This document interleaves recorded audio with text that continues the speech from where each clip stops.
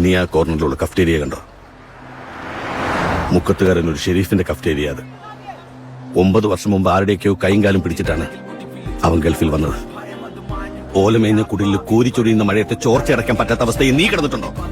അവൻ കിടന്നിട്ടുണ്ട്. അവന്റെ മൊത്തം കുടുംബം കിടന്നിട്ടുണ്ട്. ഇപ്പൊ അവന്റെ ഫാമിലി താമസിക്കുന്നത് കോഴിക്കോട് സിറ്റിക്കകത്താണ്. അവിടെ അവർക്ക് സ്വന്തമായ ബിസിനസ്സും ഉണ്ട്. ജീവിതം പഠിക്കാൻ ഒരുപാട് ദൂരമൊന്നും പോകണ്ട ജെറി. ഈ സ്ട്രീറ്റിന്റെ ഒരറ്റം മുതൽ മറ്റേ അറ്റം വരെ വലിച്ചൊരു നടത്തം നടത്താൻ മതി. ഇവിടുത്തെ ഓരോ കോണിലും എല്ലുമുറിയെ പണിയെടുക്കുന്ന മലയാളിയുടെ മുഖത്തോട്ടൊരു നോട്ടം നോക്കിയാൽ മതി.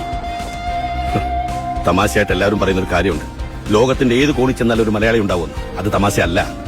കടലും മലയൊക്കെ കിടന്ന് ഏത് നാട്ടിലും പോയി സ്വന്തം സാമ്രാജ്യം ഉണ്ടാക്കി എടുത്തിട്ടുള്ളവൻ തന്നെയാണ് മലയാളി. നിന്റെ അപ്പനെങ്ങനായിരുന്നു? ജേക്കബിന്റെ മകൻ എന്റെ മുന്നിൽ നിന്ന് കരയാൻ പാടില്ല. തോറ്റുപോയതിനെ പോലെ വന്ന് നിൽക്കാൻ പാടില്ല. വണ്ടി ഇറങ്ങണം.